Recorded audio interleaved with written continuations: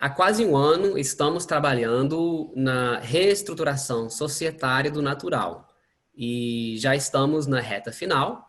Então, eu queria apresentar para toda a nossa equipe de funcionários, estagiários, professores e também para algumas pessoas que eu convidei, que eu achei que pudesse ter interesse na apresentação, um overview, né, uma visão geral de o que é reestruturação societária e, principalmente, mostrar por que considero que é um pilar, ou será um pilar do sucesso, de sucesso da empresa.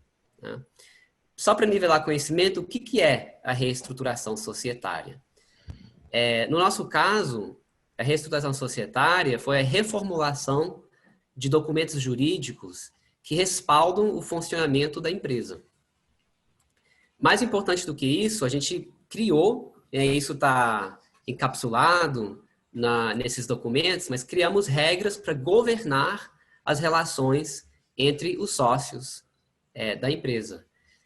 E, na verdade, isso é para permitir que se torne uma sociedade efetiva. Como tantas empresas brasileiras, nós temos uma sociedade no papel, mas não é aquela sociedade de sócios que tem várias pessoas contribuindo, vários sócios realmente no dia a dia contribuindo para o funcionamento e o sucesso da empresa.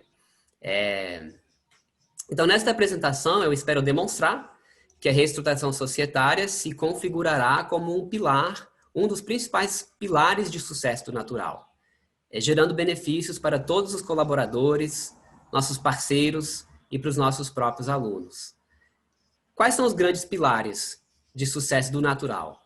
Para citar apenas alguns, eu diria que o nosso método, que é um método extremamente efetivo, a gente está comprovando isso, por exemplo, com alguns alunos que estão há 4 meses com a gente, em português ou em inglês, entre outras línguas, né? E nesse tempo foram do 0 para já um nível de conversação, um nível intermediário de idioma, no idioma, com 1 ou 2 aulas por semana. Então, é um método único e personalizado. Né? Um outro pilar é a tecnologia. Investimos nesses 2 anos, como eu vou comentar, em tecnologia própria para apoiar esse método, para tornar esse método mais personalizado ainda, mais efetivo e mais escalável. E um terceiro grande pilar que eu colocaria da empresa é justamente uma estrutura societária bem construída. Então, para contextualizar, gostaria de falar um pouco da nossa história. Em janeiro de 2003, eu contratei a primeira professora, ela está com a gente aqui hoje, a Dorothy, e comecei a contratar outros professores também, e isso deu início realmente à empresa como tal. Agora, eu tinha constituído a empresa no formato de empresa individual. Eu não tinha um sócio natural na época, e eu tinha medo das complicações e perigos inerentes a ter uma sociedade. E, portanto, eu tinha elegido essa figura de empresa individual, mas também por ignorância. Eu não sabia que essa estrutura empresarial era bem desvantajosa. E por conta das desvantagens e circunstâncias específicas, no final de 2007, tivemos que extinguir a sociedade, ou extinguir a empresa juridicamente e abrir outra, efetivamente, uma sociedade. Mas, como eu disse, uma sociedade mais só no papel. Nesse período, porém, tivemos um crescimento contínuo e orgânico da empresa. A gente constituiu cursos para os 4 idiomas, desenvolvemos um método bastante eficaz, um atendimento muito personalizado, ficamos conhecidos por termos professores nativos e temos todos os meses uns mini imersões, eventos onde a pessoa podia treinar no ambiente social a língua, a conversação. Desenvolvemos um método único, muito efetivo, de nível básico, para aqueles alunos que estavam iniciando os estudos do idioma, e com isso chegamos a mais de 200 alunos. Agora, nesse período, eu fazia de tudo. Como era empresa individual, e eu estava ali atendendo telefone, às vezes fazendo limpeza, dando aula, fazendo tradução, e além disso, mantendo o site, criando e mantendo sistemas de TI, entre diversas outras funções. Isso funcionou, como eu disse, nós tivemos um crescimento bom, contínuo nessa época, mas eu também esbarrei na limitação disso, né? Uma pessoa sozinha é bem limitado o que consegue fazer. E não era escalável o modelo. além de não ia conseguir continuamente melhorar a qualidade e muito, e também não ia poder escalar isso, né? Porém, por motivos pessoais, em 2007, eu me ausentei da empresa. Eu mantinha um contato a partir daí, um pouco distante, e sempre tinha administradores cuidando. No período de 2008 a 2012, até teve, eu acho que o embalo dos nossos primeiros anos levou a uma continuidade do crescimento por algum tempo. Chegamos a mais de 300 alunos nesse período, que é bastante coisa, considerando que era muita aula individual e o resto em grupos pequenos. Mas deixamos de inovar, deixamos de ter progresso nesse período e em algum momento essa curva começou a baixar, né? Houve uma certa desintegração de equipe, e aí veio também crise econômica, e estava tendo, nesse período já, eu acho que uma migração para aulas online. Então, tendências na sociedade, tendências tecnológicas, que nós não estávamos acompanhando. Pois de 2013 a 2017 foi um período de declínio. Declínio de quantidade de alunos, declínio de receitas e de qualidade de gestão também. A gente tinha tentado, inclusive no período anterior, no final do período anterior, no começo desse período aí, substituir a minha ausência, aquelas coisas todas que eu fazia a parte contábil, a parte jurídica, a parte de tecnologia, com pessoas especializadas, contratando pessoas de TI, contratando pessoas para cuidar da parte contábil, mas não conseguimos colaboradores com um nível de compromisso, até um nível talvez de habilidade nas respectivas áreas, nem para substituir aquilo que era feito antes, muito menos para evoluir a empresa. Bom, esse declínio chegou a um tal ponto no final de 2017 que eu percebi que era ou fechar as portas ou voltar a me envolver. Então, a partir de 2018, eu voltei a me envolver progressivamente no Instituto, e é um envolvimento que foi se intensificando até o dia de hoje. Eu também, nesse período, comecei porque nesse período prévio, eu tinha amadurecido a minha visão sobre várias coisas. Enquanto não conseguia implementar, mas meus pensamentos sobre diversos setores, diversos aspectos da empresa foi amadurecendo e evoluindo. E, inclusive, essa questão de ter sócios, né? Então, eu cheguei, pouco a pouco, à conclusão de que as vantagens eram mais importantes do que o risco. Para a visão que eu tinha para a empresa, eu tinha que convidar sócios, eu tinha que possibilitar isso e tentar mitigar os problemas, né? Ao mesmo tempo, em paralelo a isso, cada vez mais eu pensava que tecnologia e a gente ter uma capacidade própria de desenvolver tecnologia era um fundamento do nosso sucesso. Eu mesmo comecei, portanto, nesse período a aprender a programar, a também aprender os rudimentos de machine learning, inteligência artificial. E, então, nesse primeiro semestre de 2018, entrou o Matheus, e logo depois o Felipe e o Rodrigo, e com isso nós constituímos uma startup dentro de uma empresa estabelecida. Eu considero hoje que Natural ou tem uma startup, né? Temos hoje uma equipe de desenvolvedores muito produtiva, é uma equipe consolidada, né? A gente só falta agregar capacidade de análise de dados e machine learning, mas a parte de desenvolvimento de software está muito maduro. Temos uma equipe agora de linguística aplicada e, mais recentemente, uma equipe de marketing. Também contratamos uma empresa de marketing digital. Então, tivemos uma grande evolução nesses últimos 2 anos. Conseguimos, com a pandemia, fazer a transição para aulas online de uma forma tranquila e bem-sucedida. Uma coisa interessante que fizemos no final do ano passado foi, pela primeira vez, um planejamento estratégico. Estamos seguindo esse planejamento. Fortalecemos, especialmente esse ano, o treinamento dos professores. E, então, cada vez mais os nossos professores, de fato, aplicam o nosso método em sala de aula. Então, eu diria que estamos num momento de grande oportunidade. Temos um produto único e de altíssima qualidade. Temos uma equipe multidisciplinar talentosa. Mas precisamos reter o nosso talento e precisamos ainda atrair novos grandes talentos para a empresa para potencializar a visão que temos de aperfeiçoamento contínuo, inovação contínua e crescimento. Porque, de fato, apesar de todo esse avanço que eu comentei nesses 2 anos, não conseguimos ainda retomar o crescimento. Então, nesse contexto, a reestruturação societária passou a ser uma grande prioridade para a empresa, né? E para a gente ter uma startup de sucesso e também para a gente poder construir essa startup em bases sólidas. Então, fazer uma sociedade genuína, na minha visão, é fundamento de ter uma startup de sucesso.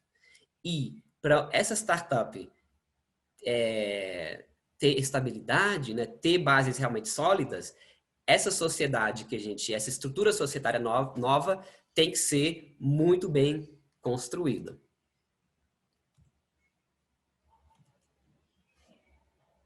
Eu comentei do meu receio no começo do meu empreendimento natural de ter sócios, mas depois minha evolução para pensar, poxa, mas a necessidade disso, de atrair talentos, é mais intensa, é mais importante. Esse dilema foi um dos motivos que me motivou a estudar Direito na UNB, e no ano passado, finalmente, eu fiz meu trabalho de conclusão de curso justamente sobre esse tema, né? Então, esse TCC trouxe, né, as ideias centrais que nortearam esse projeto nosso de reestruturação societária.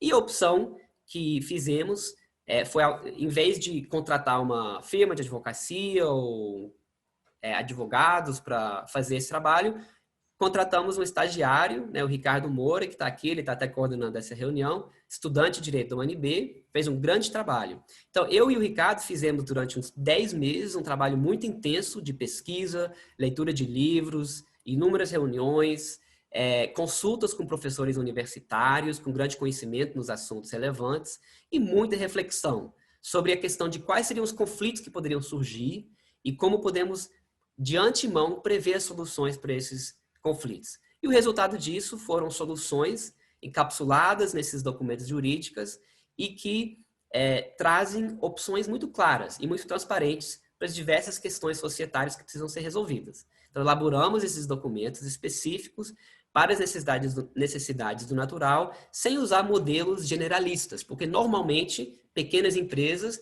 pegam um modelo de escritório de contabilidade, muda os nomes aí e pronto. Não, os nossos nós construímos do zero, né? E buscamos criar, portanto, diversos mecanismos de incentivo a boas práticas e mitigação de riscos. Eu quero falar, antes de continuar, sobre 2 conceitos-chave que eu aprendi nos meus estudos de direito, especialmente de direito societário. O primeiro é sociedade intuito personae. Então, o natural faz opção por ser uma sociedade uma sociedade de pessoas e não uma sociedade de capital. Intuito personae é isso, é sociedade de pessoas. Então, nessa sociedade há uma relação personalíssima entre os sócios, ou seja, o talento, o conhecimento, a colaboração dos sócios são essenciais para o sucesso da empresa. Diferentemente de uma sociedade intuito pecuniae, uma sociedade de capital, no que o que mais importa é o investimento financeiro do sócio e não a sua efetiva colaboração nas atividades da empresa.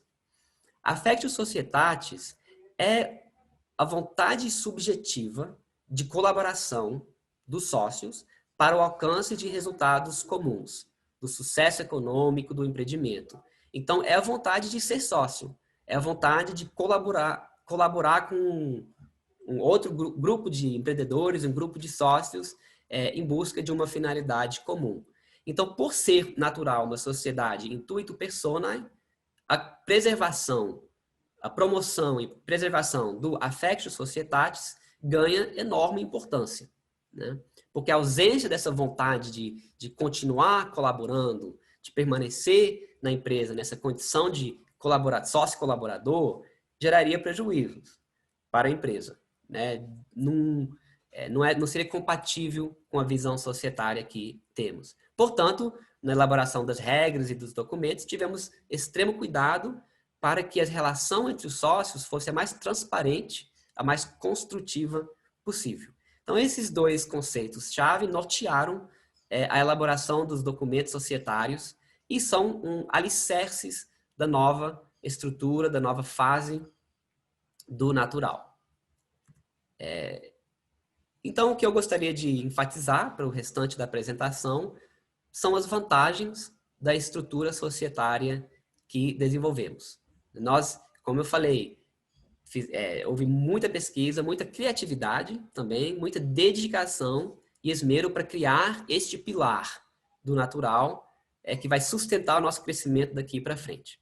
Então, eu não vou entrar, até pelo tempo disponível, em detalhes jurídicos, elencar as regras, mas dar uma pincelada geral na estrutura societária e como consideramos que isso vai impactar positivamente a empresa.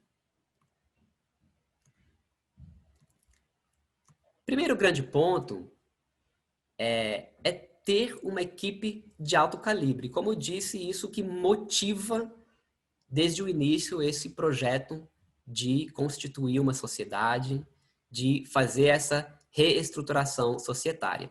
Então, um ponto muito importante é que nós incorporamos um mecanismo de aquisição progressiva de cotas para se tornar sócio.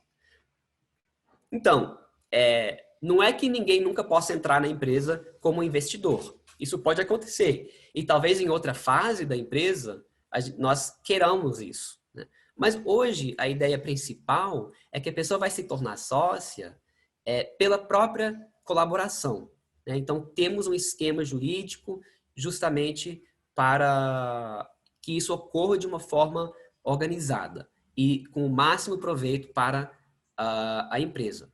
Isso é compatível, então, com a característica intuito persona, que eu comentei. Você será dono da empresa, não porque investiu uma grande quantia, mas porque você é um sócio colaborador que deu uma grande contribuição e que continuará a dar essa contribuição. Esse mecanismo inclui um tempo para avaliar o comprometimento da pessoa com a empresa e realmente ter uma segurança de que existe um grau de affectio societatis necessário. Então, esse mecanismo é uma maneira-chave para incentivar talentos e pessoas de grande especialidade e conhecimento a ingressarem e a permanecerem na empresa. É uma característica, é um mecanismo que vem do direito norte-americano e é muito comum nesse mundo de startup, né? Que as startups, muitas vezes, e é o nosso caso também, não têm capacidade para oferecer altos salários aos seus colaboradores mais valiosos. Então, uma forma de manter esses colaboradores é justamente dar uma opção para que se tornarem sócios. Isso se constitui, se configura num fator de motivação.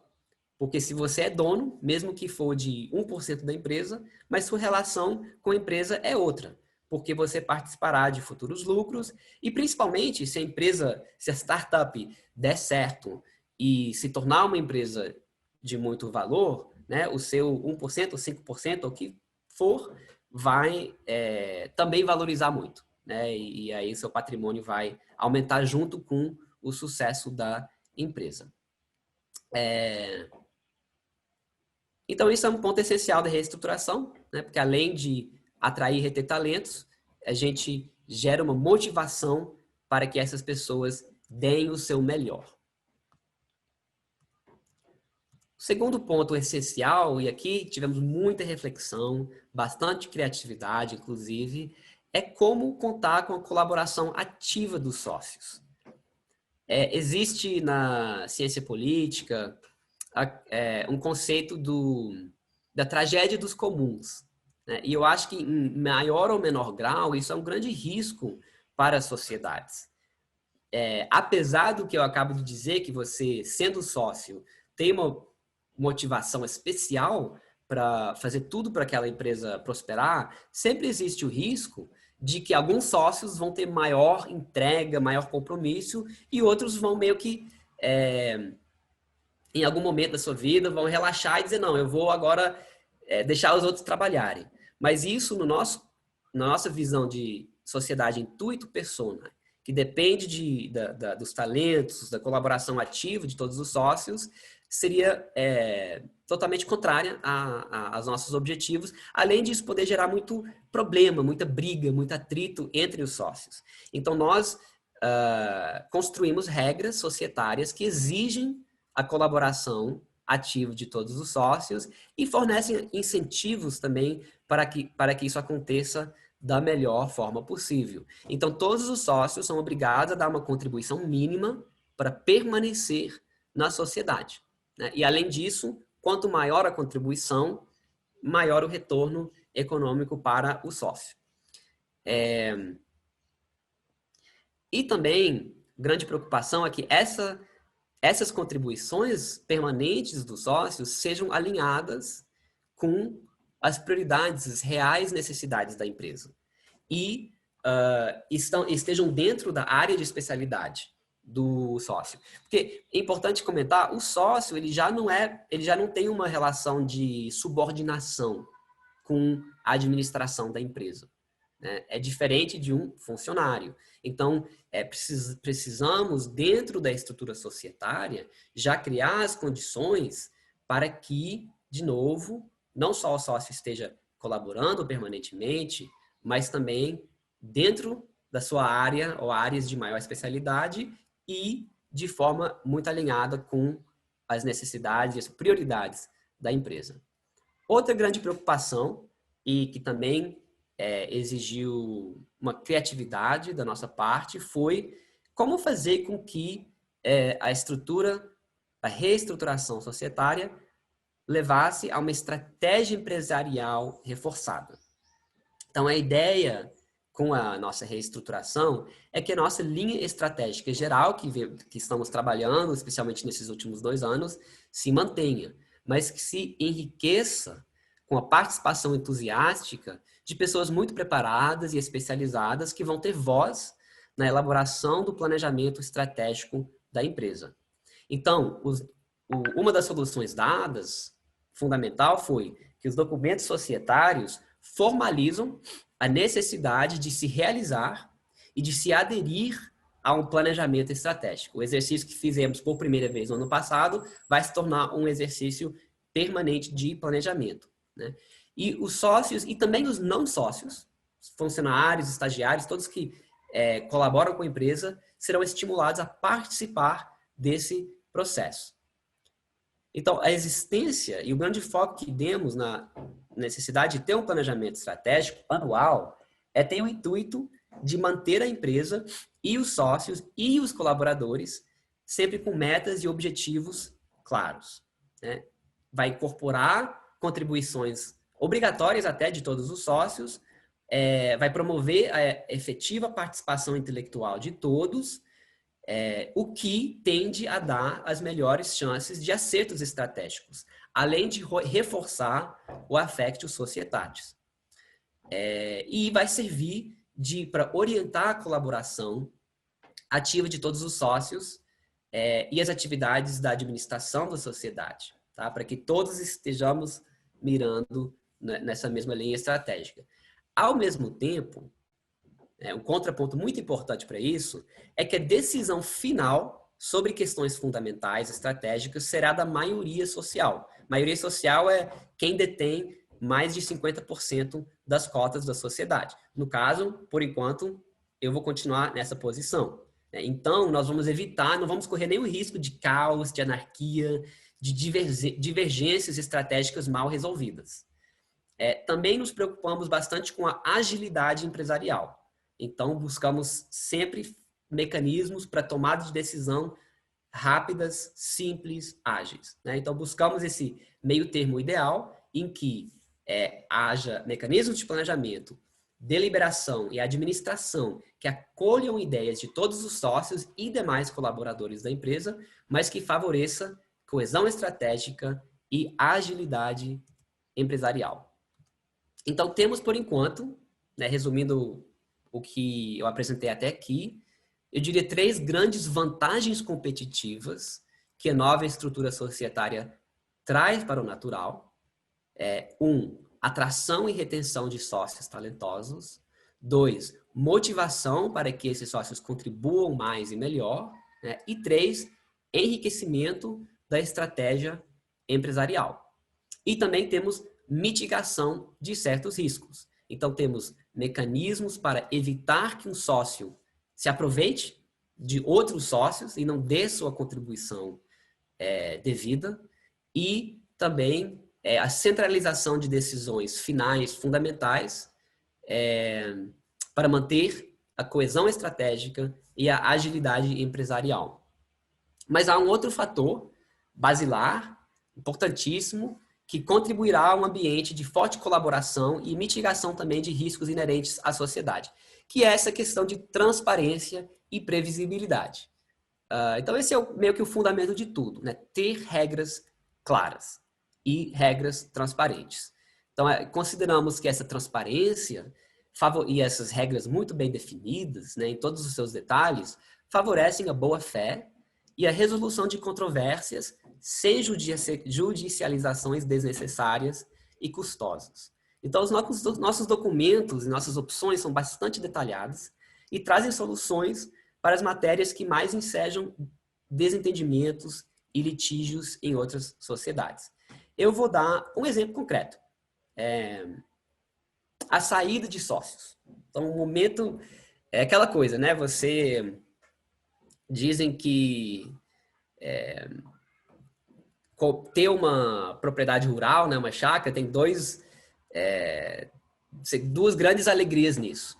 Uma é na hora de comprar e uma é na hora de sair, né? E eu acho que qualquer coisa, assim, um casamento, uma sociedade, essa sociedade eu acho que é uma espécie de casamento, esses momentos são decisivos, né? De início e, se for necessário, isso até esperamos que não seja, né? A saída. A saída de sócios, então, eu acho que em muitos casos, ela não é bem prevista nos documentos sociais. O que acontece? E às vezes também tem empecilhos para a pessoa sair. Nossa opção foi a contrária, de simplificação, nada de burocracia. Então, a saída dos sócios está claro nos nossos documentos societários, não tem burocracia, é livre e imotivado. Quer sair? Sai, sem nenhum problema. E aí, o que faz com as cotas que a pessoa tem? De preferência, vende para outros sócios, né? Ou para terceiros que sejam, para um terceiro, desculpa, que os sócios aprovaram para ingressar na sociedade. Porém, caso isso não seja possível, a sociedade vai recomprar as cotas do sócio retirante. Então, nós teremos um fundo contábil específico para isso. Então, para que isso não abale a empresa financeiramente, estaremos preparados.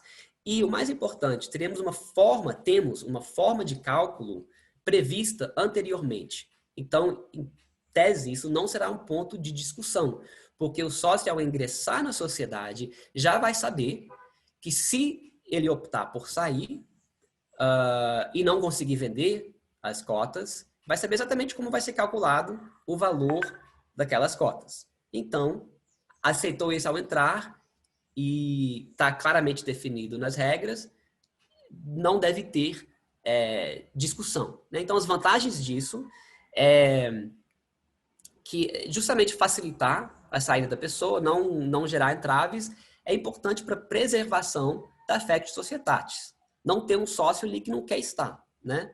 A gente refletiu e não vimos nenhuma vantagem em manter um sócio nessa condição dentro da empresa. Como eu já falei, não haverá controvérsias sobre o cálculo do valor das cotas na hora de sair, né? E, portanto, esperamos evitar a possibilidade de litígio ou de brigas demoradas, né, custosas, justamente por ter previsto tudo de antemão e ter muita clareza, né? Então, esse foi apenas um exemplo que eu quis dar para ilustrar que procuramos pensar em tudo de uma forma detalhada, trabalhar todas as regras para garantir as relações societárias pacíficas e, portanto, preservar, né, essa visão de que a estrutura societária seja um impulsionador do sucesso econômico da empresa e não um motivo de despesas elevadas, de brigas, de desentendimentos. E evitando também esses desentendimentos, tendo tudo previsto com as regras com transparência e detalhe desde o começo, isso permite que a gente não perca o foco, né? Que o foco se mantenha sempre em fazer um belo trabalho, permitir que a sociedade cresça da melhor forma possível. Então, o que esperamos é que isso traga sucesso para todos, né? Eu espero ter mostrado com essa pincelada por que considero que a reestruturação societária trará importante vantagem competitiva para o natural e será um pilar do nosso sucesso econômico, né? Vamos atrair e reter colaboradores talentosos, fazer com que invidam seus melhores esforços a longo prazo na empresa, né? Vai fortalecer a estratégia da empresa com a união de ideias, mas mantendo o processo decisório centralizado e ágil, e vai favorecer relações societárias estáveis e positivas. É claro que se a empresa prosperar, isso redunda em sucesso também para os sócios. Eles ganharão muito além do que seria possível ganhar como um funcionário de uma empresa típica. Mas eu quero ressaltar também o lado humano. Então, eu vejo uma sociedade, qualquer tipo de sociedade, né, como uma união de pessoas que colaboram em torno de um objetivo comum. E para mim, essa é uma das coisas mais bonitas e recompensadoras que tem na vida, é justamente se unir com outras pessoas, colaborar, tendo um norte, tendo um objetivo em comum. E aí a gente sai um pouco da estreiteza do ego e a gente se sente parte de algo maior. Isso dá propósito ao nosso trabalho, dá um sentido para a nossa vida.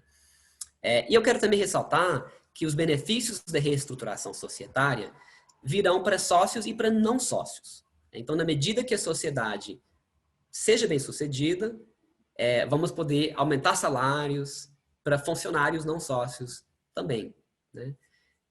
Também quero dizer, não há limite a priori para o número de sócios, mas vamos começar de uma forma bastante cautelosa e conservadora.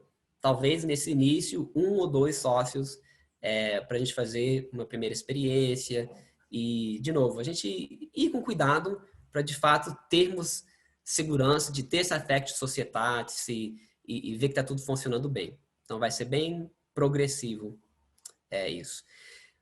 E, enfim, para encerrar, eu gostaria de citar nós fizemos nesse planejamento estratégico, definimos alguns valores fundamentais, e o valor fundamental número 4 é que agimos de acordo com os interesses da empresa, conectando ambição pessoal a objetivos coletivos. Então, isso resume para mim muito o que buscamos fazer com a reestruturação societária. Muito obrigado pela participação de todos aqui, por me ouvir durante essa meia hora. Espero que tenha agregado algo, né, ao dia de vocês e à visão que vocês têm do natural. E agora eu vou ficar à disposição, o Ricardo vai tocar aqui a parte logística, né, de desmudar e tal, os microfones, e eu fico à disposição para conversar, para quem puder ficar e tiver alguma dúvida ou comentário, eu fico o tempo que for necessário. Muito obrigado. Então, quero agradecer ao Vitor essa oportunidade e talvez até para perguntar uma coisa a nível pessoal, que eu tenho empresa, para ver como funciona isso a nível de uma empresa como um restaurante. Mas eu fiquei com uma dúvida com relação à questão da sociedade, que vai estar bem definidas as regras de entrada e saída. Mas eu não entendi uma coisa, se o sócio, que foi um excelente sócio, contribuiu bastante, depois ele não contribuir tanto quanto a gente tem a expectativa e a gente quiser que ele saia e ele não quiser sair. Como é que é solucionada essa situação? Obrigado, Beth, pelo comentário e também pela pergunta. Esse foi um ponto também que nós nos debruçamos bastante, tá? E eu posso falar, eu vou dar alguma resposta geral agora para você, mas também, se quiser me procurar depois, podemos conversar mais a respeito, né? Nós, da mesma forma que nós facilitamos para o próprio sócio querer sair, também buscamos facilitar para a saída ou a expulsão, vamos dizer, de um sócio, num caso desses que você cita, né? Então, eu acho que o principal é que as expectativas sejam claras desde o começo. E é isso que nós buscamos fazer em ter as regras transparentes, o que se espera da contribuição dos sócios. Então, a gente espera, em primeiro lugar, evitar essa situação. Se a pessoa percebe que ela não vai mais, ela não está mais em condições de contribuir nem minimamente, e a propósito, imbuímos também uma boa flexibilidade nisso aí. Porque eu quero sócios para a vida inteira. Então, às vezes, a pessoa vai ter um momento em que ela esteja ali contribuindo 40 horas por semana, ou até muito mais para a empresa prosperar, e outro momento que ela precisa focar em alguma questão familiar, ou um projeto pessoal. Então, é flexível, né? Tem negociação aí, é flexível para que isso se module. Mas se a pessoa, num caso extremo, não está nem querendo contribuir, nem querendo negociar isso, e nem concorda em sair, tem mecanismos de exclusão de sócios, tá? Tanto judicial como extrajudicial, e nós buscamos prever isso, facilitar isso. Obrigada. De nada. Bom dia a todos. Dá para me ouvir? Dá sim, Sérgio. Ok. Bom dia a todos. Na verdade, eu queria parabenizá-los. Eu sou estudante de vocês. Eu sou professor de inglês da Secretaria de Educação e tive o desejo de, vamos dizer assim, dar uma polida no meu inglês. Eu falo inglês, mas eu queria dar uma polida. E eu sou um daqueles que tinha resistência com a parte tecnológica, fazia à distância e tal. E está sendo um grande aprendizado para mim nessa pandemia em geral. E como estudante, eu tinha que falar para, talvez, eu não sei se o termo é dono ou mentor, né, Vitor? Eu queria assim, expressar a minha gratidão e ratificar o que você está dizendo.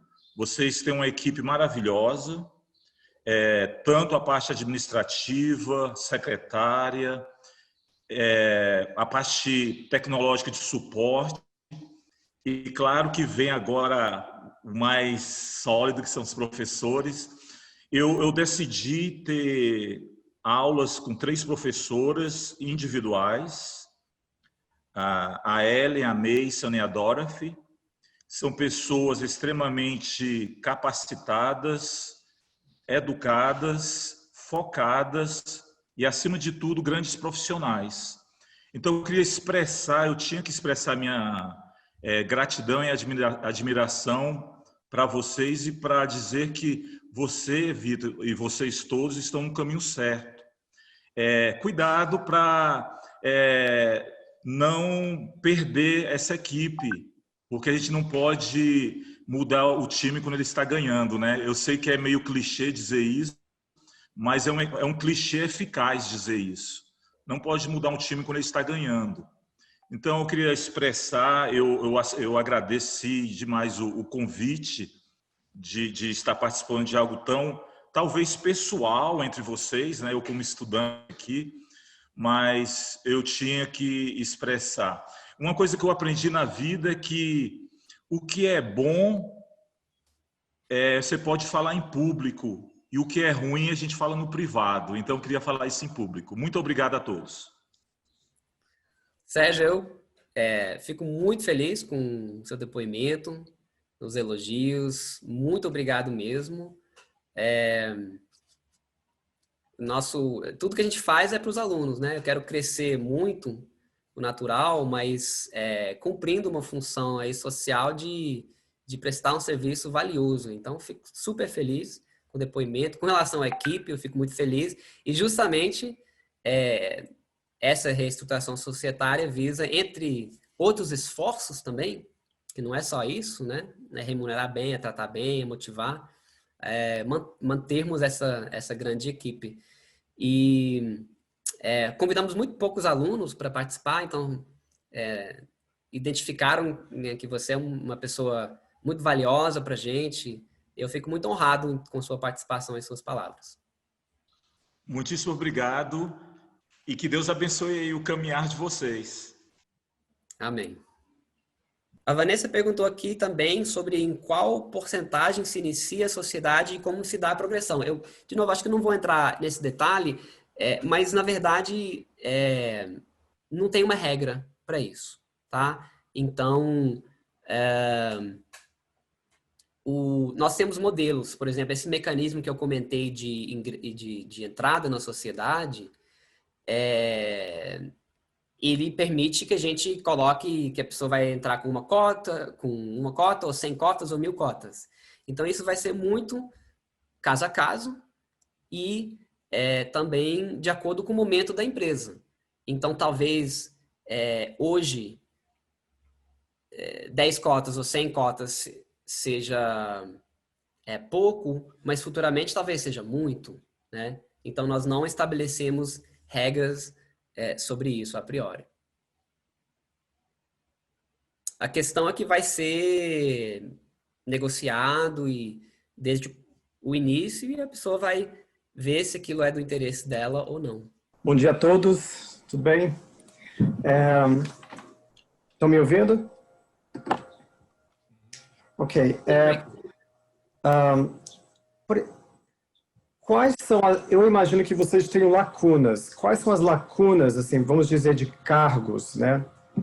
Que vocês sentem que tem, que vocês talvez queiram que alguns de nós preenchamos. Por exemplo, o TI é mais óbvio. A gente sabe que a natural language precisa do pessoal de TI. Mas como você vê, por exemplo, você poderia dar exemplos de como nós, como professores, poderíamos contribuir como sócios, por exemplo? Só dar exemplos, ideias, assim. Entendeu? Sim, Ricky, obrigado. Eu acho que eu não tenho uma resposta muito bem elaborada para isso, né? Tá. O foco maior foi deixar essa estrutura pronta. Aí, assim, quem que a gente vai convidar? Em que medida? Como eu disse, a ideia é ser bastante cauteloso com isso, andar bem devagar, né? Uma coisa que eu não falei é que eu fico muito à disposição de qualquer um de vocês, ou até de outras pessoas que não estavam aqui hoje, se alguém tiver interesse na sociedade, né? De chegar para mim, conversar sobre possibilidades. Agora, claramente a área de TI, você mencionou, é uma área que é fundamental, que é importante a gente conseguir atrair e reter talentos, né? A parte de desenvolvimento é importante, também a parte que falta a gente desenvolver com mais força de análise de dados, de machine learning, de inteligência artificial. Mas eu diria que qualquer área é fundamental para a empresa. Então, a parte de linguística aplicada em geral, com ou sem formação específica na área, né? Mas temos muito que avançar em diversas questões, diria, mais sofisticadas do nosso método. Por exemplo, no ano que vem, eu acho que nós provavelmente vamos priorizar a elaboração de métodos, de métodos para os 4 idiomas, pelo menos, para iniciantes digital, né? Então, nós já temos isso para inglês e francês presencial. Precisamos digitalizar esse método para iniciantes. Mas também francês e espanhol, para brasileiros, nunca foi tão necessário. Português e espanhol, né? Não era tão necessário a gente ter um método para iniciantes, porque, especialmente no caso do espanhol, como os nossos alunos até então eram todos brasileiros, dá para começar com o espanhol já com um método mais próximo àquilo que a gente usa para alunos de nível intermediário avançado, né? E português, raramente a gente pega um aluno com 0, aqui no Brasil, com 0 base e, de qualquer forma, com oportunidades diversas de treinar. Mas agora que nossos clientes vão ser no mundo inteiro, nossos alunos, então um aluno de chinês que vai estudar francês ou espanhol ou português, precisamos de um método de nível básico. Então, isso é um exemplo de um projeto grande que eu espero que a gente possa desenvolver no ano que vem, que vamos precisar de colaboradores. E mais uma resposta preliminar, assim, à sua pergunta, é na área de captação de alunos. Então, esse é o nosso, talvez, maior desafio imediato. Temos um produto incrível, eu tenho muita segurança disso, mas como que a gente consegue fazer as pessoas experimentarem isso no mundo inteiro, no Brasil e no mundo afora? Como conseguimos contatos institucionais e pessoais para a gente se diferenciar da concorrência. Então, essa é uma área, certamente, que há muito campo para colaboração.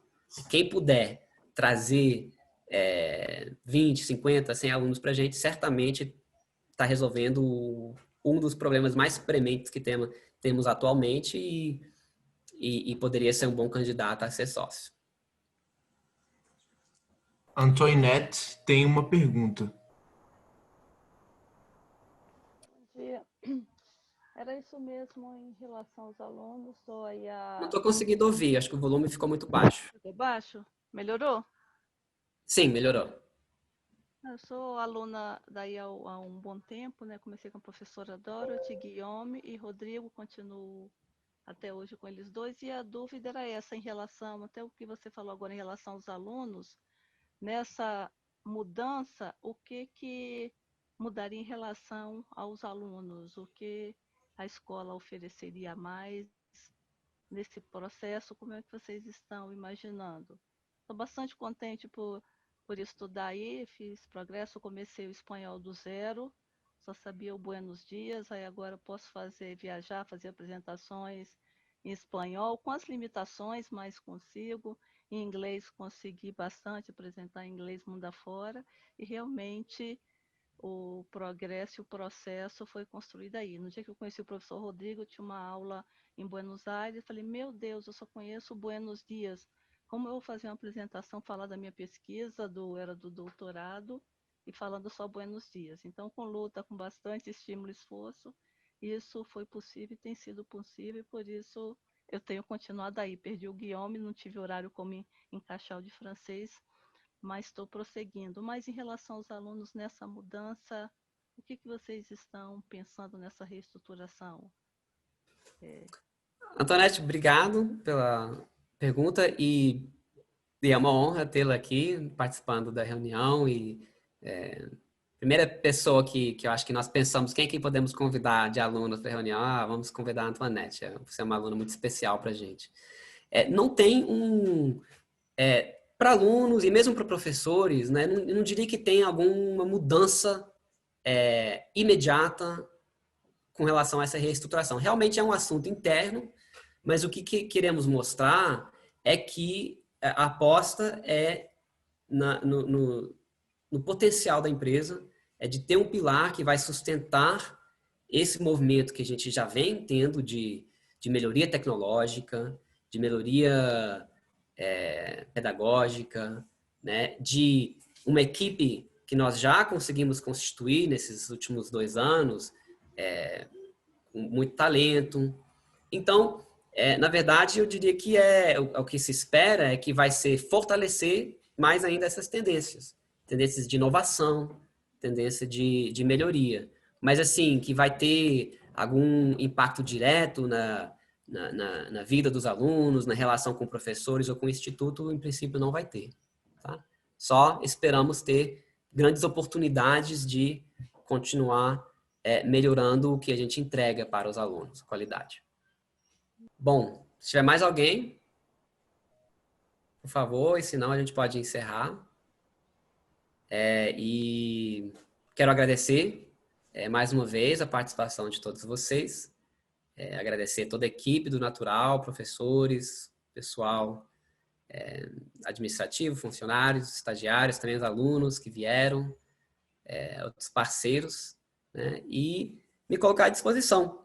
Como eu disse, eu vejo do lado humano, inclusive, né, fora a questão econômica que a gente trabalha, como algo bastante... Eu vejo o Natural como uma comunidade. Para mim é uma das coisas mais importantes na minha vida, e constituir uma sociedade bem organizada, para mim é uma aposta em continuar com essa história bonita e trazer pessoas, né, mais próximas de mim e de questões bem estratégicas da empresa para que seja enriquecido e para que a gente possa melhorar, né, sem as limitações de quando a gente empreende de uma forma individual, que a gente possa prosperar sem esbarrar também nessas limitações. Então, eu fico sempre à disposição de todos vocês para trocar ideias, né, e conversar mais a respeito desse assunto ou qualquer assunto do natural ou da vida. Então é isso aí. Gente, muito obrigado. Acho que a gente pode encerrar, Ricardo. Que tenha um ótimo dia. Vou encerrar, pessoal. Obrigado.